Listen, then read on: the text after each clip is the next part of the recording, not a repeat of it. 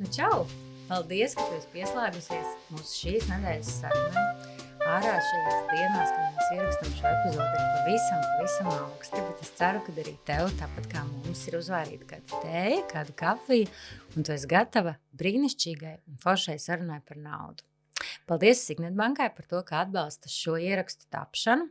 Un kā es esmu teikusi arī iepriekš, tad mana lielā laikam dzīves dāvana ir bijusi tā, ka šim sapnim, sarunām par naudu ir bijuši gan atbalstītāji, gan arī manas brīnišķīgās runātājas. Un es zinu, cik šīs sarunas par naudu reizēm var būt nekomfortablas, un mēs gandrīz katrā epizodē pieskaramies tam, cik grūti to sarunu par naudu ir sākt. Bet man ir bijis ļoti, ļoti svarīgi, lai manas viesis nav tikai no finanšu sektora un nerunā kādos konkrētos terminos vai ļoti, ļoti profesionāli un specifiski, bet tieši otrādi, lai tās esam mēs, patiesās mēs, katra no mums ir savu pilnīgi citu stāstu, un šodien man jāsaka, šis stāsts savienosies kopā ar tādu vienu lielu manu dzīves vērtību un lielu daļu no tā, kas man personīgi dod daudz spēku un enerģijas ikdienā, un tā ir māksla. Un šodien man viesi ir brīnišķīgā mākslinieca Kristīna Luīza Avotiņa. Paldies, ka tu esi piekritusi šodien atnāk kā viesi manā podkāstā. Paldies, Karina, par uzaicinājumu. Es, protams, saprotu to savu izaicinājumu, kurā es domāju, lielākā daļa tavu interviju, tavu sarunu ir droši vien ap mākslas tēmu, un es atzīšos arī man ļoti gribētos arī šādu kādu sarunu ar tevi. Bet no otras puses es esmu arī tik ļoti, ļoti laimīga, ka tu piekriti šai te sarunai par naudas tēmām, par to, ko tas nozīmē tavā dzīvē.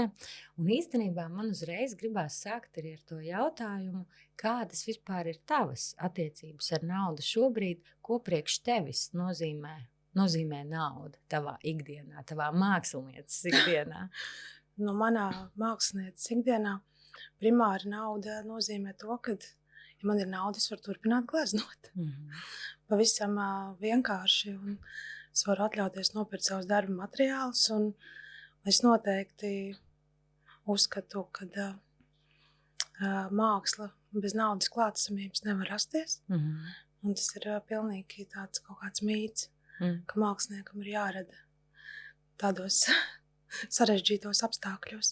Jā, jo, zini, vienmēr tā asociācija tāda ir bijusi, tomēr, lai cik mēs esam mācījušies par dažādiem klasiskiem māksliniekiem, un ka tur ir kaut kāda tāda, kaut kāda tāda vērtība tiek piešķirta šīm te, sāpēm, caur kurām rodās māksla, caur varbūt tādu, kā lai saka, tādu nabadzību, caur šo te cīņu visu laiku par to mākslu un tās mākslas attaisnošanu, bet kā vispār ir tajā, man ir tāds priekšstats, un iespējams tas ir mīts, ka, ja tā nauda jau ir ļoti sarežģīta tēma, pat priekš nemāksliniekiem, priekš ļoti tādiem laicīgiem cilvēkiem, ka mākslas pasaulē šīs te sarunas par naudu ir pavisam tāda tabū tēma un aizsakts. Kāda ir bijusi tā tava pieredze, esot mākslas pasaulē, jo tomēr tagad kādu labu laiciņu, kā tu to sajūti, kur šī tēma ienāk, vai vispār kādreiz jūs par to, kā mākslinieki savā starpā runājat, kurā, kā tu tai skaitā smelies kaut kādas idejas, kā vispār novērtēt savus darbus, citu darbus, kur tā nauda parādās? Tas tāds ļoti, ļoti plašs jautājums, ko tu tā.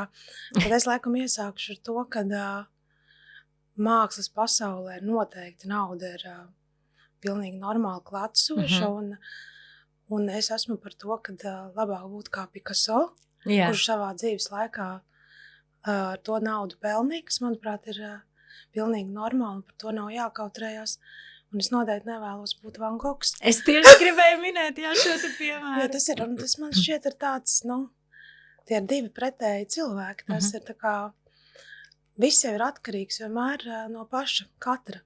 Neatkarīgi no tā, vai tu esi mākslinieks, vai tu esi baņķieris vai jurists. Jā.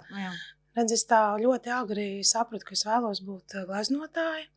Un ka tas būs mans darbs, es jau to esmu teikusi vairākās intervijās, un tas bija mans tāds apzināts ceļš, un visas manas darbības ir bijušas tādā, kā lai saka, ar mērķi, un ar tādu apzinātu ceļu. Un kas ir tie tavi sparinga partneri ikdienā, domājot par tām naudas tēmām, ar kuriem tu vari parunāt? Mēs esam arī šajā podkāstā daudz runājuši par to, arī tā skaitā uzņēmējām, bet arī darba ņēmējām, cik grūta vispār ir tā saruna pajautāt par savu darbu, naudu, pajautāt vairāk, pajautāt algas pielikumu. Tavā teiksim, darbībā, tu esi tā savā veidā, varētu teikt, kā uzņēmēji, kur tu pati nosaki, cik ir šī darba vērtība. Kā tu tajā pasaulē varbūt jūties sākotnēji, jūties šobrīd tajā spējā, tā kā teikt, jā, kur mans darbs maksā tik vai šitik, kāda ir tā tādā ziņā attiecības? Redzi, tagad es uz to skatos tā, kad pajautāt, novērtēt savu darbu ir ļoti vienkārši, jo tas ir vajadzīgs tev. Tā kā, tas ir tavs darbs, ko tu pārdod. Manā gadījumā tā ir glezna, ko es esmu pati radījusi, un ja kāds viņu izvēlēsies neiegādāties, tad es zinu, ka paies kaut kāds laiks, un atnāks cits cilvēks, kam šis darbs būs īstais. Bet sākotnēji, protams, ka tas nebija vienkārši. To nemācīju skolā, teiksim tā, un mēs, tu mācījies Zviedros, un es tajā laikā mācījos Mākslas akadēmijā. Un es atceros tās dažas ballītes, kuras apmeklēju tavā augstskolā, un es atceros ienākot, tur man likās tāda pavisam cita pasaule un labā nozīmē. Un man ir vienmēr bijusi interese, kā savienot to realitāti ar to radīšanu. Un es to kaut kā esmu intuitīvi, bet ar ļoti lielu darbu spējusi panākt. Un es apzinos, ka tas ir ļoti liels, tā kā mans personīgais nopelns, kad es kaut kādos brīžos esmu saņēmusies, ka kāds gribēs nopirkt manu gleznu. Teikusi, labi, nāciet uz manu darbnīcu, skatieties. Un es esmu sapratusi, ka cilvēki jau, tā kā viņi nāk pēc tā manas gleznotās bildes, ar sajūtu, ka viņi viņu vēlās. Un tas tā kā ļoti palīdz to satraukumu mazināt. Tagad man viņa vairs nav, bet es atceros sevi pirms 20 gadiem. Katru to gleznu, kas aizgāja no manas darbnīcas. Un plusā man bija apstākļi, kad es arī sapratu, ka neviens cits par mani tā nefanos kā es pati. Tā kā tas, jo redzēju, tā mākslas pasaule ir tāda interesanta, tu tagad iegūsti to diplomu, un tev nav nekāda tā kā atspēriena punkta, tev nav vakance. Pieņemsim, ja tu vācies tā kā finanses, varbūt tu var atvērt, un tā ir mana, protams, arī fantāzija, avīze, un tu redzi, tur banka meklē, tur finanšu direktoram sekretāru, piemēram, un tas ir tavs atspēriena punkts. Tad es pati visu laiku tā kā ļoti agri sapratu, ka man ir šīs vakances sev jārada, un ja kaut kādas iespējas man dzīvē nāk pretī, protams, viņas ir jāizvērtē, un tad jautājums, kā tu uz viņām reaģē, un kaut kā tā. Un kur šīs zināšanas tomēr tu smelies? Jo tieši tā kā tu saki, skaidrs, arī būsim godīgi, arī Zviedru skolā mēs esam ļoti daudz tādu, kur mēs varam mācīties par finansēm, bet, kad tas atnāk līdz mums pašiem un savām finansēm, nevienmēr mēs esam tā kā tik izcili. Tas kurpnieks uz kurvēm, kaut kur tur, tā es arī neliku mūs visus tajā zinātāja kategorijā, bet, protams, šīs teorētiskās zināšanas vismaz mums bija. Un tad man ir jādomā, kā tu, kur tu smēlējies, vai tā varbūt bija tava mamma, kur arī nāk no šīs mākslinieku vides, kur varēja kaut kā to teikt, te vajadzētu tā vai savādāk, jo principā jūs esat tādi individuāli uzņēmēji. Tas precīzi tā ir. Kurš katrs sev to ceļu, tā kā veido, bet tāda, vienotas, mācību kursa, kā māksliniekam veiksmīgi izveidot šo te savu stāstu, kur centrā, protams, ir arī tā mākslinieka personība, skaidrs, ka tas radošais devums. Kas tev bija tie veidi, kas bija tā tava naudas skola, ko tu uzsūci, ko tu mācījies, no kā tu aizguvi tās zināšanas, lai izveidotu šo, kā tu šobrīd saki, pirms 20 gadiem sarežģīti, šobrīd tev jau ir gan tā. Arī ir sarežģīti, protams, bet tas ir savādāk, ir kaut kāda bāze, ir kaut kāda arī ļoti liela pārliecība par sevi un zināšana, ko tu vari vai nevari. Bet kā es to aizguvu, es nav labi teikt, nezinu, bet tā bija tāda, tiešām var teikt, tāda apsēstība ar vēlmi kļūt par gleznotāju un gleznot katru dienu un ar to pelnīt naudu. Pavisam, tā atklāt un vienkārši kā tas arī ir. Un jā, es esmu uzaugusi mākslas pasaulē. Es redzēju, kā mammai kaut kas veicās vai neveicās. Un es ļoti agri sapratu, kad ir jāveido personīgie kontakti. Kad ir, lai gan varbūt tā no malas neliekas, es ļoti kautrīgs cilvēks.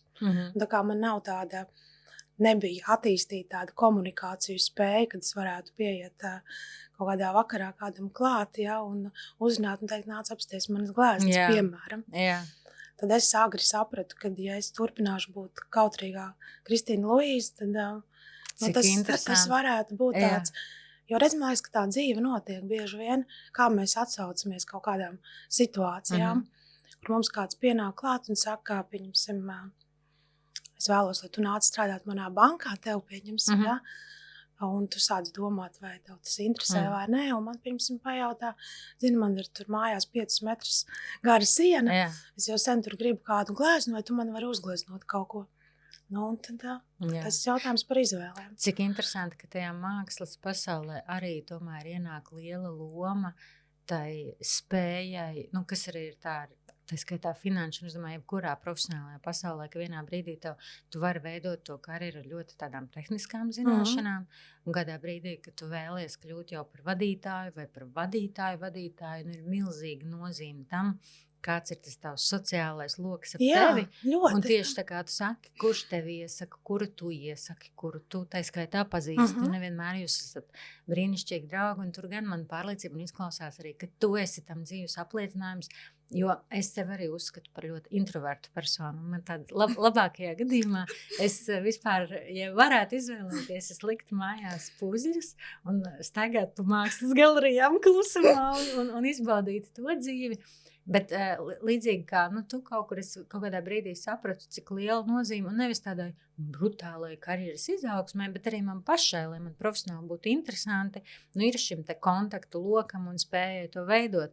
Līdz ar to, vai tu arī teiktu, ka tu, to mācoties arī introverti var iemācīties un kļūt, ja tāda vajadzība vai vēlme ir, par mazliet lielākiem ekstravertiem, ja? Protams, un redz, man, protams, tas darbs vispār man ir ļoti introverts, jo es esmu darbnīcā pati ar sevi, ar audeklu un krāsām, un man tā ir ļoti labi. Bet tāpat laikā man ir ļoti interesanti satikt dažādu jomu cilvēkus, jo es pati pārdodu savas glēznes, tā ir sanācis, un tad tie cilvēki, kas pie manis nonāk, viņi ir tik dažādi, un tas man ļoti bagātina. Līdz ar to es, tas tā atvērtības, tā lapuse, viņa mani bagātina. Es noteikti nevarētu dzīvot tikai savā darbnīcā un nevienu nesatikt. Tas ir tāds... Tu pieminēji tad ļoti zīmīgu frāzi, tu pati pārdod savus darbus. Kas tajā mākslas pasaulē tev pamudināja izvēlēties šo veidu, neizmantot kādus starpniekus, vēl kādus palīgus, tādam absolūtam nezinātājam? Pavisam vienkārši to pateikšu, lai nodrošinātu sev regulārs ienākums. Viss. Bez kaut kādas tādas kaut kādu plīvuru un izlikties par tādas augstuma lietas īstajos vārdos. Lai tā pārdošana notiktu raiti un uz taviem noteikumiem. Uz maniem noteikumiem, kas ir atbilstoši manam ieguldītajam darbam. Jo es sevi mākslinieku, ne tikai sev, bet vispār jebkuru mākslinieku uzskatu kā līdzvērtīgu sabiedrības daļu, kā jebkuras profesijas pārstāvis. Līdz ar to man tas naudas jautājums liekas ļoti būtisks. Jā, tas ir ļoti, ļoti interesanti apstīties, cik tās līdzības mūsos, īstenībā ir diezgan daudz, kur mēs tā var šķist, mākslinieks tur varbūt tikai kaut kur tur pa mākoņiem un pa debesīm lidinās, un tas viss ir tik ļoti tā teorētiski un tad iespējams, ka tajā brīdī mūs var piemeklēt tas Van Gogha liktenis, kuram visu laiku tam brālim jāraksta un jālūdz tā naudu aizdot, un ir ļoti sarežģīti tas process, un tad savukārt kaut kā iesaistoties un esot vairāk klātesoši, tiešām tu vari radīt tos nosacījumus, kas ir vajadzīgi un kas der tev. Tieši tā. Man gribās vēl tev arī jautāt, mēs esam runājuši gan ar, es esmu runājusi arī šī podkāsta ietvaros, gan ar Dārtu Danēviču aktrisi, gan ar Tīnu Graundiņu sportistu, un mēs esam runājuši par to interesanto fenomenu, un man gribās jautāt, vai tā ir arī tev un vai tā ir arī mākslā, kur, it kā varbūt tā pamatnodarbošanās būt aktrisē vai būt sportistē, šķietami tāpēc, kā mēs visvairāk, un tavā gadījumā arī, tad būtu gleznotāja, māksliniece, pēc kā mēs tevi visvairāk zinām. Bet nereti savukārt no naudas puses, no ienākuma puses bieži vien ir tā, ka dažādas sadarbības vai dažādu zīmolu pārstāvniecība patiesībā arī pasaules līmenī bieži vien, dažādiem amatiem rada daudz lielāku to ienākumu avotu nekā, tā pamatnodarbošanās. Un es zinu, ka arī tu gan daudz sadarbojies ar dažādiem uzņēmumiem. Man mājās pašai ir tavs cirks un ļoti priecīgi, kad ēdu laimes saldumus vienmēr tā kā nopriecājos, kad arī tajos ir tavi darbi. Kā tavā dzīvē satiekās šīs divas lomas, kur tu varētu droši vien strādāt tikai savā studijā, neatejot, teiksim, no savām gleznām, no saviem darbiem tur, bet kā tu uztver šos te visus, šīs iespējas izmantot, papildus kaut kādus projektus, ienākumus, kas varbūt nav tāda, es nezinu, kā tu saukt uz augstā māksla, ja? Bet no otras puses, kas varbūt var nodrošināt kaut kādu papildus ienākumu. Zini, es nenodalītu to, ka tā nebūtu tā kā augstā māksla. Es uzreiz atvainojos. Nē, viss kārtībā. Man ir bieži šādi jautājumi uzdot, un es vispār neapvainojos par šādiem jautājumiem. Jo redz, manuprāt, mākslinieks vispār pamatā viņam jābūt labam amatniekam. Jā. Tā kā tīri tehniski. Un tad jau tu vari uzzīmēt, uzgleznot jebko. Manā gadījumā visi šie darbi, ko tu pieminēji, L2 cirks, laimes saldumu līnija, tas viss tie bija zīmējumi, gleznojumi zaudekli, kurus pēc tam apstrādāja digitālais mākslinieks. Līdz ar to tas vispār nebija nekādā pretrunā ar mani. Un es tās uzskatu, kā tādas brīnišķīgas mūsdienu iespējas, kā es varu savu to glezniecību padarīt tā kā plašāku, pati priekš sevis. Tas man ļoti interesanti, un man vēl aizvien ir katru reizi, kas ieja kādā pārtikas veikalā un ieraugu savu laimes stendu, man ir tāds bērna prieks, zini, tā kā gribas tā palikties, iespiekties un sakautrēties.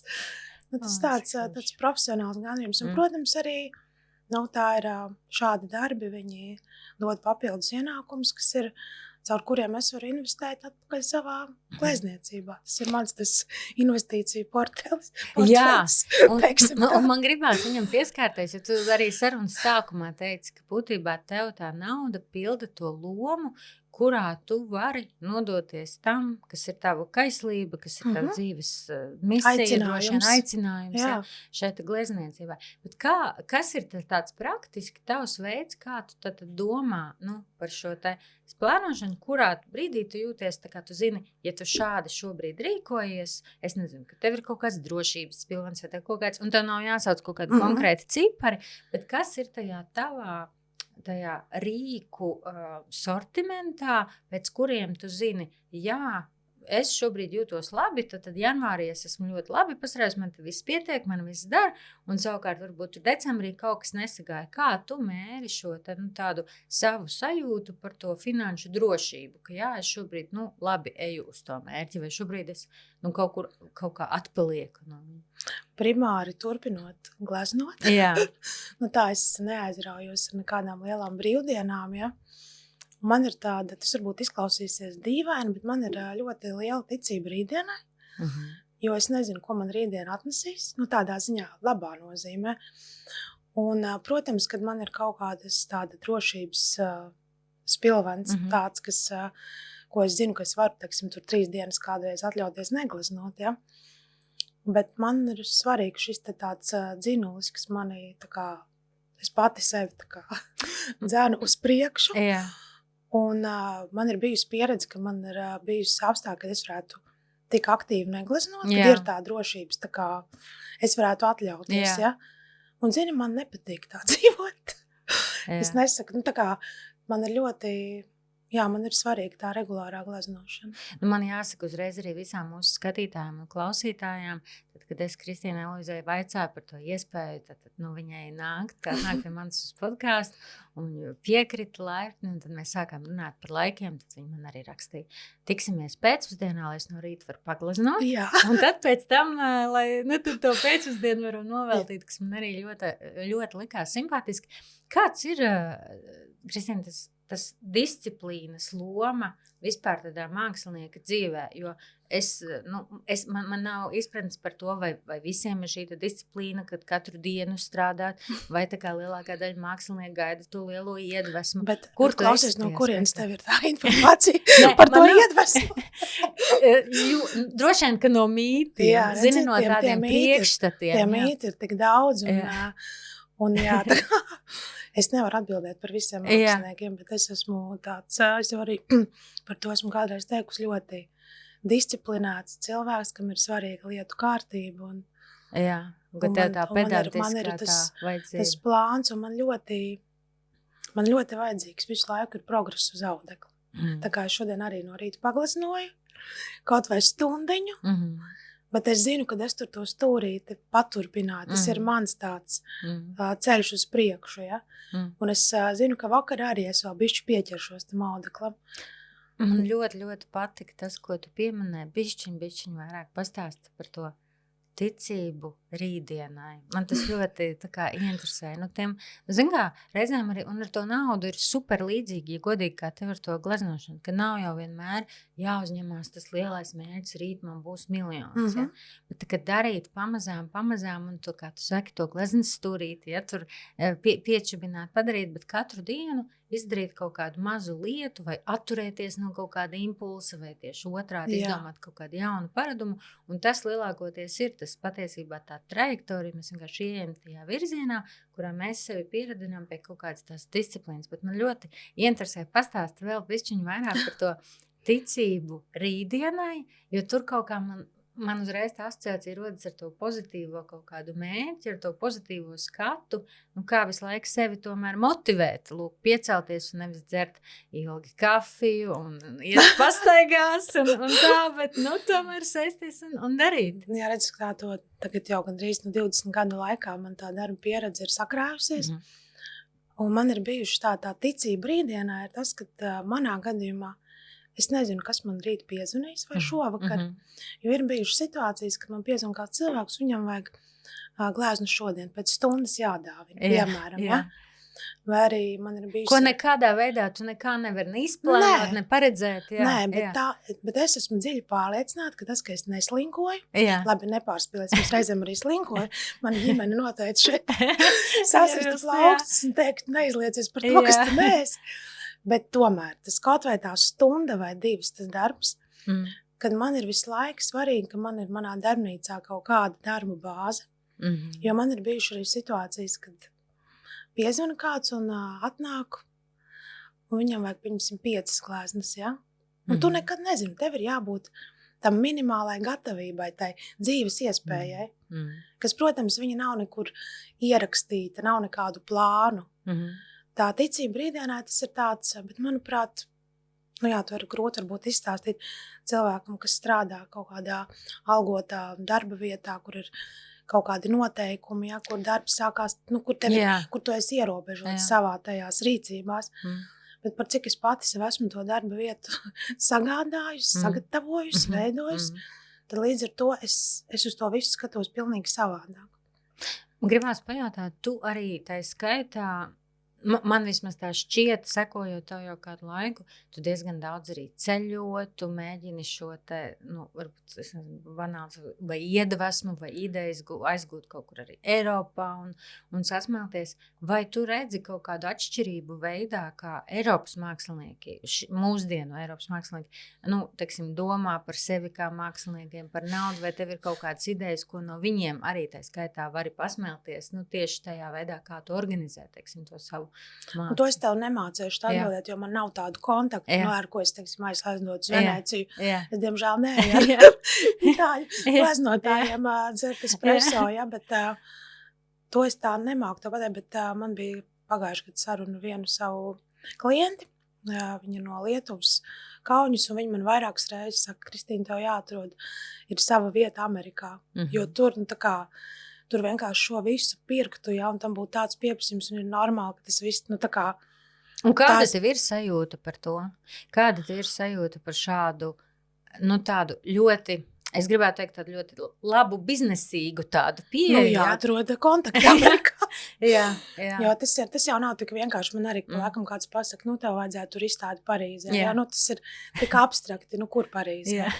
Tas ir svarīgi pie kā, un es ticu, ka tās lietas, ja par viņām domā, tad kaut kā jau tie ir tie kontakti, viņi ir jāatrod. Pavisam vienkārši. Kā viņus atrast, tā ir man izklausās, ka mēs drīz redzēsim tevi tajā Amerikā. Tas man izklausās, ka tur ir jāsajiet, tur kā kam ir jābūt. Bet, es arī ļoti priecājos. Es esmu sapratusi, ka es ļoti pateicīga Latvijai. Tā kā man šeit viss patīk, un es tiešām tā kā es varu šeit būt tas, kas esmu. Tā ir liela veiksma. Man šeit tas ir bieži vien jāatcerās un jānovērtē. Es sapņoju par Ameriku, bet es arī esmu laimīga šeit ar to, kas man ir, un tas nav maz. Jā. Nē, tas ir pat ļoti daudz, un tas ir forši, ka tu to pasaki, jo īpaši tādās augstās dienās, kā šīs, visiem no rīta liekas, tad, kad vēl to trešo jaku vai džemperi, tev liekas, vai tad tomēr kaut kur nebūtu cita labāk un siltāk un foršāk. Un tad tajā brīdī tu apsties uz bērniem, kur ir super laimīgi par to, kā ir sniegs, un kad var paņemt kaut kur ragavas un aizbraukt uz kalna. Un tad kaut kā tas griņš tevī tā lēnām noplūk, un tu saproti, ka tā laime jau pašam ir savu jāizveido tā skaitā. Tieši tā. Vai tev ir bijuši kaut kādi tādi naudas nonulēšanās punkti vai naudas pagrieziena punkti, jo no tā, kā tu stāsti, tu liecies ļoti organizēta, strukturēta tajā pieejā, kā tu domā par dzīvi, par mākslas radīšanu.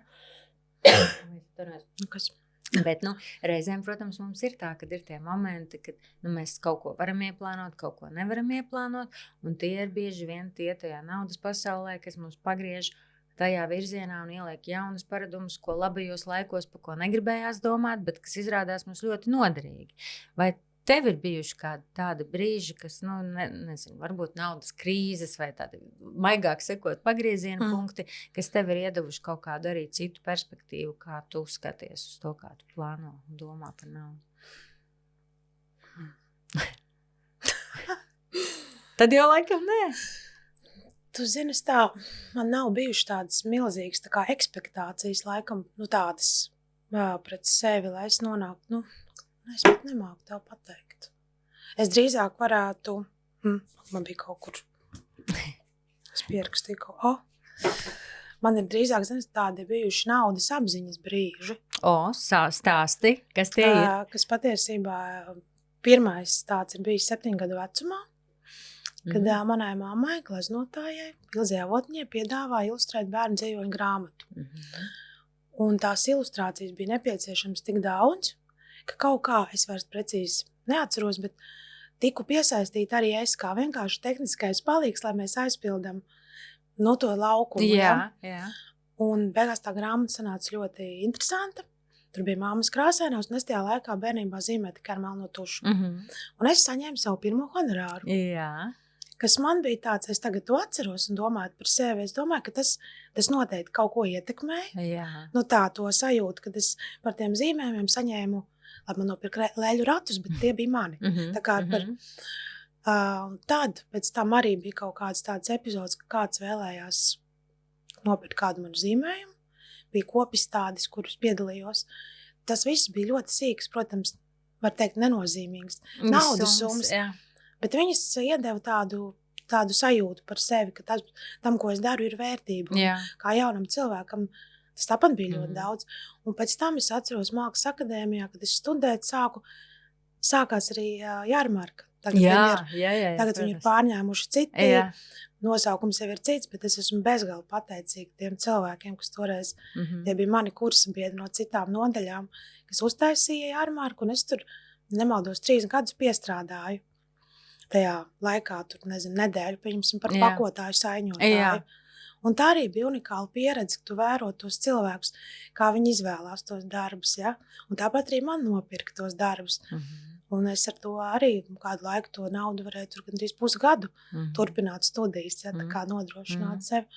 Un tad ir tādi, un tad tas viss pamazām arī ļoti nozīmīgs, varbūt tāds, es izklausīsies varbūt smieklīgi, bet es varēju nopirkt sev automašīnu. Tas, kāpēc tas man smieklīgi, likās tas- tā, jā, nu, jā. tā kā es sajūtos vērtīgi, līdzvērtīgā, Jā, citiem cilvēkiem. Jo redzi, ne? tas viss, es pat nezinu, tas ir iemācīts šis te mums stāsta šo fenomenu, ka mākslinieks ir tur kaut kāds atšķirīgāks. Un es visu laiku tā kā, es ļoti negribu būt atšķirīga. Ļoti, tāpēc es domāju, ka tās sarunas ir tik ārkārtīgi interesants, ka mums ir mīti kaut kādi. Priekšstati, kur mēs kaut kā asociējam, un arī man jāatzīst, ka man pašai tie ir bijuši viena no patīkamākajiem, foršākajiem pārsteigumiem, ir, šādās sarunās iepazīt tos cilvēkus atkal caur tādu ļoti pavisam citu leņķi un saprast, ka mēs varam būt šķietami tik dažādās jomās, bet mums ir kaut kādi tie vienojošie faktori, kur mēs gribam visi būt, lai tā nauda mums iedod drošības sajūtu, lai mums iedod kaut kādu miera sajūtu, iespēju, realizēties profesionāli, radoši. Un tur mēs visi esam tik vienoti, ka mēs katrs caur savu to profesionālo ceļu, bet bieži vien nonākam pie kaut kādiem līdzīgām atziņām vai metodēm. Es domāju, tāds lielais pirkums kā auto vai, vai dzīvoklis vai kaut kas tāds, tā ir tik ļoti, tā ir tāda vajadzība. Tā kā mums pašiem sev arī pateikt, pierādīt, kā saka, tas naudas apziņas brīdis, kad es to varu izdarīt. Jā, es to varu izdarīt ar savu darbu. Un kas varbūt būtu ļoti... it kā liktos tāds likumsakarīgs viens no pirkumiem, tur jurista profesijā, vai kādā tādā ļoti, varbūt tādā profesijā, kur tu vari daudz vairāk plānot to savu ienākumu, kas ir konkrēts, kas ir tajā un tajā datumā, un forši un ir ļoti prieks dzirdēt par to, ka to tu dari un pierādi ar savu darbu arī ikdienā. Tādā, kā lai saka, pilnīgi neieplāno tādā, kā to nosaukt, neieplānojam, bet viens cits vārds. Kā mēs varētu to nosaukt? Es vienmēr esmu, man jāatzīst, vispār abrīnojos, pieņemsim uzņēmējus, kuriem, manuprāt, vispār tas tā būtībā tas ir uzņēmējs. Saplānot savu budžetu, un tas kaut kas pilnīgi cits nekā tas ir tad, ja tev ir šis te regulārais paredzamais ienākums, un es teiktu, un tādā manā galvā tie mākslinieki kā uzņēmēji, bet ar vēl tādu lielāku kaut kādu, tādu sarežģītību, tajā visā, kur es tā... Neprognozējamību, neprognozējamību, tieši tā neprognozējamību, kas ienāk tur iekšā, un tad tev tā kā joprojām kaut kā vajag izdzīvot, kaut kā vajag to visu saplānot un spēt apvienot tā, lai tu gūsti gan to gandarījumu no tās mākslas, bet, lai to arī dzīvi, tu tā normāli varētu piedzīvot. Jā, tas ir būtiski, manuprāt. Vai tavā burbulī tā kā eksistē sarunas ar draudzenēm par naudu? Man jau, protams, vienmēr tās sievietes ļoti interesē, ja? Vai jūs viena otrai varat kaut kādu padomu iedot, vai tā tēma vispār kādreiz parādās jūsu sarunās?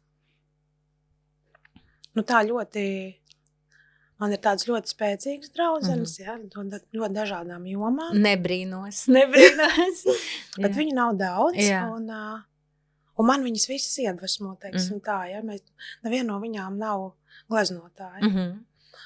Un tad es uz viņām skatos, kā viņas var, un tad man liekas, ka man arī jāvar ir. Tas brīnišķīgi. Jā, kaut kā, lai gan es nevaru tā kā viņām pielīdzināties, bet viņu tā stabilitāte liek man arī sajusties stabilai. Kaut kā tas, tāda tā sajūta. Cik interesanti. Bet tā nauda tur tajās sarunās pārāk neienāk, ja? Nē, man šķiet, ka tas stāv. Man ir skaidrs, ka viņām viss ir kārtībā. Jā, un tad tu gribi... Un viņām liekas, ka arī man viss ir kārtībā. Es laiku aiznoju.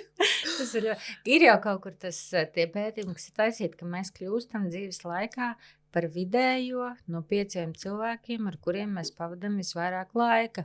Līdz ar to tā ir milzīgs atbildība arī mums pašiem izvēlēties, kas ir šie cilvēki. Tas ir ļoti būtiski vispār, lai tev tie līdzcilvēki ceļ. Jā. Man šķiet, ka viņiem ir jābūt vienmēr labākiem par tevi. Tā saka, ka tas tev tā kā motivē. Jā, tieši tā. Tas tavs tas loks. Labākiem vai, es nezinu, savādākiem, kā lai tev visu laiku ir kaut kāds, tiešām tā vilkme, arī pašam tieši tā kā tu saki, tā kā sajusties. Jā, iztaistot es arī gribu, man arī sanāk, man izdosies. Jā. Un kā ir sarunas, tā kā ģimenē par naudu, vai tāds jums eksistē, jo vienmēr ir šis stāsts, kur mēs esam katrs savām bērnības traumām vai pieaugušo pieredzi par naudu, tad mēs satiekam vēl kādu, kur vēl kāda tā viņa pieredze, un tad mums kaut kā tā jūtīgai tēmai ir tā jāmēģina kaut kā tā dzīves laikā, veidojot to sadzīvi, kaut kā izveidot tas kopsaucējs. Vai tas tev, jūsu ģimenē labi izdodās? Un kas būtu es domāju, mums pie tā vajadzētu piestrādāt. Jo es esmu ļoti tāda neatkarīga sieviete. Man ir ļoti tas tā kā svarīgi, kad es varu, kad es paļaujos uz sevi, teiksim tā. Bet mums noteikti vajadzētu vairāk par to runāt. Tas ir, tur kaut kāda droši vien plusa. Un man šeit ļoti svarīgi būtu bērnam iemācīt. Jūs runājat ar meitu? Kaut kā, protams, es stāstu, cik daudz darba ir jāiegulda. Un ka tas viss, tas iespējas pie mums nonāk tikai caur darbu. Ka tas nenokrīt no gaisa, ka tas ir jānopelna. Bet, tas ir, jāizdomā, kā vēl tā gudrāk tam maziem cilvēkam to nodot. Sarunas par naudu bērniem visnībā man sākotnēji likās grūtas, bet tad viņas kaut kā baigi forši atver tevi pašu, bieži vien aiznes tevi līdz tiem vērtību jautājumiem, un redzot to, cik agrā vecumā jau bērni arī piedzīvo to sociālo salīdzināšanos. Skolā visiem ir šāds telefons, vai tagad šāda jaka, vai šāda džinse. Un faktiski, tā vieglākā ir atbilde, labi, pērkam mēs arī, mīļā miera labad. Bet tā atbilde, bišķiņu parunājumu un parokamies iekšā, kāpēc mums tas ir vai nav svarīgi, tā ir man arī pašai viena no interesantākajiem jautājumiem arī sev uzdot. Jo, protams, ka bieži vien arī mēs kā pieaugušie tie impulsu pirkumi mums nereti vispār nav par kaut kādu funkcionalitāti tai lietai, bet par to vēlēšanos iederēties, būt tur gan labai. Ja man būs šitas, varbūt, ka cilvēki domās, ka es esmu tur veiksmīga vai man ir dzīve izdevusies. Un tad bišķiņ viņā ierakties iekšā un pajautāt sev, ko tas nozīmē, ja man tā nebūs, vai kas ir tā emocija, kuras jūtos, par ko un no kuras es mēģinu atpirkties.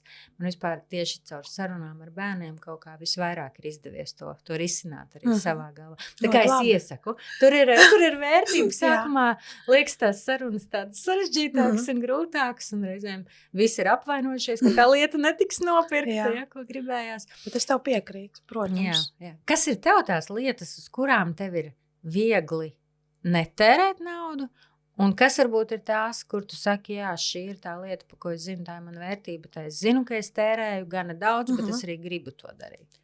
Noteikti man ir svarīgi aizbraukt šajos ceļojumos, kas ir tiešām man tāds komandējums, kā es saku, kaut vai fotografēt Venēciju, ko es ļoti bieži gleznoju. Agrāk mana vājība noteikti bija kleitas kurpes, bet tas ir mainījies? Tas ir mainījies, jo man vairs nevajag katram pasākumam jaunu kleitu. Kas izmainījās? Kā tu uzskati, kas priekš tevis pamainījās, ka tev nevajag vairāk to katram pasākumam? Ziniet, es sapratu, ka tā kleita mani nemaina. Ja vien viņai nav caurums, viņa ir izludināta, tīra un skaista tāpat, kad tas ir tā kā, Man jāatzīstās, ka kurpes gan joprojām ir man vājība. Nē, man arī ir, protams, bet tas ir tāds... Bet tas nav tik laimi, tik bieži, ka bet es atceros, kā tas bija, kad bija nedaudz pāri 20 gadiem. Un akdienas likās, kad jāpērk ir kurpes. Tā kā... Un tad šobrīd tā ir tā lieta, kur tev ir viegli nepārtērēties. Jā. Kur es man ļoti patīk, ka man ir tāds, var teikt, minimāls tas arsenāls, ar ko es... Jo ir sarežģīti to visu arī pārvaldīt, to kleitu kolekciju. Ja? Man ļoti patīk, ka tas man netraucē tam būtiskajam. Ka man ir tā sakārtos, tas skapis, un es zinu, ka man ir tur tas un tas, ar ko es varu to savu, tāds ir moderni teikt, kapsulas garderobu. Jā. Bet viņi man palīdz tā. Ļoti labi, jo tas sasaucās tieši ar to, ko mēs runājam gan ar stilistu Jūliju podkāstā, gan arī daudzām citām viesēm, kur ir tieši tā pat atziņa, ko tu saki, jo vairāk to mantu ir, jo vairāk tev ir galvā ir tā visa hausa, par to visu ir jārūpējās, tad tas viss ir jādomā, ko ar ko, kādā veidā. Un bieži vien mēs tur grēkojam pret sevi un tajos shoppingos, kas man ļoti patīk no Jūlijas epizodes, piemēram, un es tur atpazinu arī sevi, ka mēs kā pērkam daudz, bet mēs pērkam pa lielam ļoti vienas un tās pašas lietas, ja? Un attopamies pēc tam, ka tāpat nav ko vilkļoties 100 džinsi, bet nav neviena žaketa, vai otrādi, vai kas, kur ir tas ir tāds. Bet tā doma par to tīrību, un ar Zana Nūts rakstnieci, ka mēs runājam arī, viņai tā ideja par to minimalismu un to tīrību, daudz vairāk ir arī tajā prāta tīrīšanā, kur tu neapgrūtini sevi ar tām daudzajām lietām, tā kā, tas ir ļoti, ļoti skaisti. Tādi. Man ļoti patīk arī tas, ko tu saki par tiem ceļojumiem, jo tās klausītājas vai skatītājas, kas vēl nesakojas, iesaku piesakot Kristīnas Loizes arī Instagram kontam, un tajā tik brīnišķīgi var redzēt tos viņas ceļojumus, kur tiešām liekas, ka lielākā daļa jūs laika paiet fotografējot dažādas detaļas un nianses, kas pēc tam parādās, protams, tavā mākslā, un tas ir, tā kā tik sirsnīgi ieraudzīt, to stāstu, kā faktiski top tas mākslas darbs no tā brīža, kad, es nezinu, atkal to sauksim par iedvesmu vai nē, vai par to ideju, un tas ir tik interesanti vērot, vai tad, kad tu ceļoji, kur bija tev tā citronu brīnišķīgā kolekcija, kur liekas, tā. Jā, redz, man vajadzēja aizbraukt, es atvainojos, ka tev pārtrauc, aizbraukt uz Amalfi. Jā. Nokļūt tajā citrondāržā, un interesanti, ka man nepatika vispār citronu zeltainā krāsa. Jā. Līdz tam, nevis nepatika, bet es viņu ļoti minimāli izmantoju savā glezniecībā. Un tad es ieraudzīju tos citrondāržus, kas bija apdulinoši, bezgalīgi. Un tā atnāca tie citroni. Jā. Un tā kā, bet redz, tā kā tu arī teici, ka man tas Instagrams ar tām manām bildēm, jo tā glezniecība viņa jau nebeidzās. Tas ir mans dzīvesveids, kur visi mani līdzcilvēki ir ierauti, un es patēru. Tas ir brīnišķīgi, es domāju, būt ierautam tajā pasaulē. Cik tu, starp citu, tajā modernajā mākslas pasaulē, tomēr šī, vienmēr tā ir bijis ļoti svarīgi, tas personīgais zīmols un kā tu par sevi un kur tu par sevi stāsti.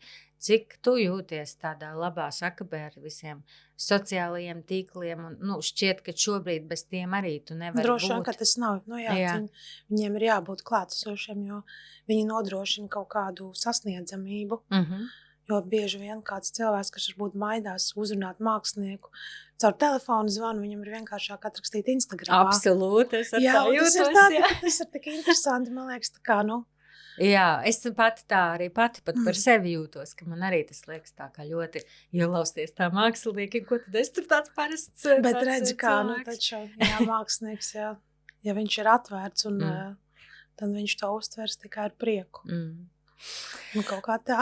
Brīnišķīgi. Labi, man pirmspēdējais jautājums, pirms mēs jau apaļojamies ar mūsu sarunu. Vai tev, domājot par to, kā tu vari veidot savu naudas plānu, lai turpinātu gleznot, lai turpinātu strādāt, vai tu par to domā arī tādā mērķu kontekstā, ka tev ir svarīgi, piemēram, kad ir kaut kāds konkrēts mērķis, vai tas būtu nākamais ceļojums kaut kur, lai smeltos iedvesmu, vai tā būtu nākamā izstāde, vai tev izdodās to naudu saturēt labi grožos arī bez tāda uzkrājuma priekš kaut kādu konkrētu mērķi?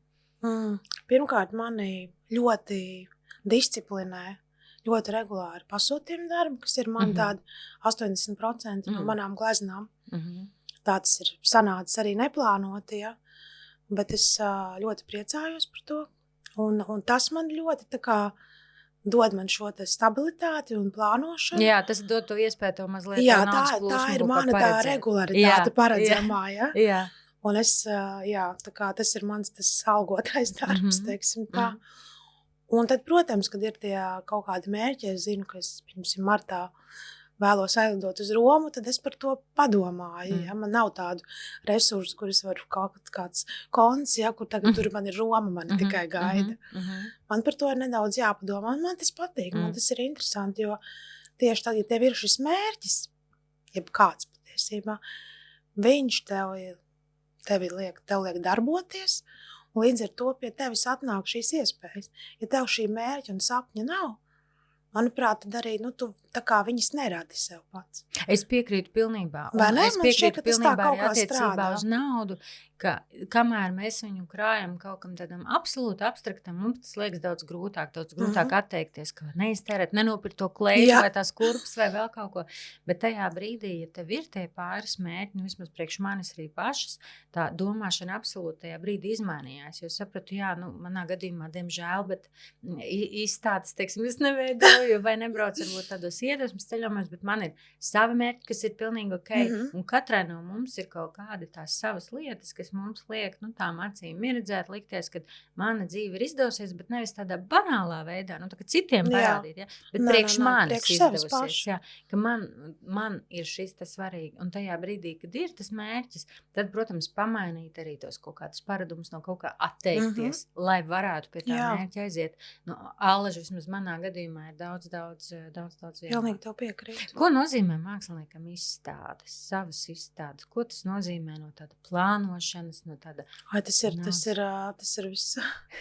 Tas ir mežonīgi liels notikums. Jo mūsdienās tas vispār, es pieņemsim uzaugu kā bērns, kurš gāja līdz mammai uz visādām izstāžu atklāšanām. Un man tas bija tā bija tāda pasaule, kur es tā zinu, mammai līdz padusē jau un visi tie lielie mākslinieki apkārt. Un tagad šis viss, manuprāt, ir ļoti mainījies. Es nesaku, ka tas nav nozīmīgi. Bet šis ir tāds laiks, ko es teiktu ļoti liels individuālismu laiks. Nav tādas organizētas grupu izstādes, kas man ārkārtīgi pietrūkst. Jo Arsenāls, pieņemsim, ir cieta, un tās mākslas telpas viņas ir mainījušās. Un tad, man tas nozīmē radīt, pieņemsim, 12 gleznu kolekciju, un es tā aptuveni. Saku, atrast to laiku starp tiem projektiem un starp tiem pasūtījumu darbiem, iespraukties ar to savu izdomāto. Bet tev joprojām ir svarīgi šīs savas izstādes. Tā ir tāda, saprot, tas jau ir tas mans, tā esmu es, bet es esmu visos tajos. Es esmu Laimas konfektēs, es esmu jebkur tajā, kur es gleznoju, bet tā izstāde, nu jo tās idejas jau ļoti krājās patiesībā. Ja tā viena bilde noved, pat arī, ja man kāds pasūta, pieņemsim, uzgleznot, kas varbūt kaut kāda tēma, kas liekas no sākuma dīvaina, ko varbūt kādam liktos, saka, Dievs, kā es viņai varu to prasīt, uzgleznot. Bet tur ir kaut kāds moments, kas man paver manu to apziņu savādāk, un man atnāk kaut kāda jauna ideja, pieņemsim. Tad es viņu gribu uzgleznot.